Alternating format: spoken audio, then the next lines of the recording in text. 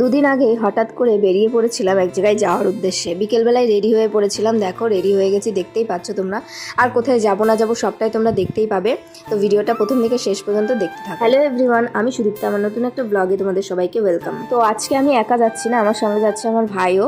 তো রাস্তায় এসে, আমাদের বড় রাস্তায় এসে টোটো পেয়ে গেছিলাম, টোটোতে উঠে পড়েছি স্টেশনে যাওয়ার জন্য। আমরা 10 মিনিট আগেই পৌঁছে গেছিলাম আর কি, আগেই গেছিলাম, গিয়ে আগে টিকিটটা কেটে নিলাম। তো টিকিটটা কেটে নিয়ে তারপরে মিষ্টির দোকান থেকে কিছু মিষ্টি নিয়েছিলাম, সেটা আর ক্লিপ নিতে পারিনি। তো তারপরে যে ট্রেন আসবে ওর জন্য বসেছিলাম স্টেশনে, মানে 5 মিনিট মতো বসতে হয়েছিল আমাদের। আর সেদিন যা গরম পড়েছিল, তো গরমের জন্য এত বিরক্তি লাগছিল, কিন্তু কি করব, ওই টাইমে না পৌঁছালে মানে হতো। তারপরে দেখো যে ট্রেন ঢুকে পড়েছে, ট্রেনে উঠেও পড়েছিলাম। বেশিক্ষণ তো লাগে না, কৃষ্ণনগর পর্যন্ত যাব ট্রেনে করে। ট্রেনে উঠেই তো সিট পেয়ে গেছিলাম, কারণ যেহেতু কৃষ্ণনগর পর্যন্ত যাই তো ফাঁকাই থাকে ওখানে সিটটা, তো পেয়ে গেছিলাম। তারপরে দেখো নেমে এই যে অটো স্ট্যান্ডে চলে এসেছি, অটোতে উঠেছি, দুজনেই উঠে বসেছিলাম। আর ঘেমে চমে তো একরকম অবস্থা, যা গরম পড়েছিল সেদিন। সামনে দুটো অটো ছেড়ে দিয়েছিলাম, কারণ ব্যাগ ট্যাগ নিয়ে ওকে নিয়ে, মানে আমার ভাইকে নিয়ে মাঝখানে না বসলে হবে না, তো মাঝে বসবো বলে পেছনে সিটমেট ধরিনি, ওখানে ছেড়ে দিয়েছিলাম।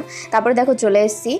এটা কোথায় তোমরা তো অনেকেই বুঝতেই পারছো, যারা চিনতে পেরেছো তারা তো জানোই, আর যারা চেনোনি তাদেরকে বলি, এটা স্বরূপগঞ্জের ঘাট, মানে মায়াপুর নবদ্বীপ যেখানেই যেতে চাও, তো এই ঘাট, এটা হচ্ছে নবদ্বীপে যাওয়ার ঘাট, আর ওই পাশে আছে মায়াপুরে যাওয়ার ঘাট, দুটোকেই স্বরূপগঞ্জের ঘাট বলে। তো দেখো এই যে নৌকায় উঠেও পড়েছি, আর মানে এত রোদ ছিল দেখো, জাস্ট মানে সুন্দরও লাগছিল, কিন্তু আমাদের খুব অসুবিধাও হচ্ছিল রোদ্রে।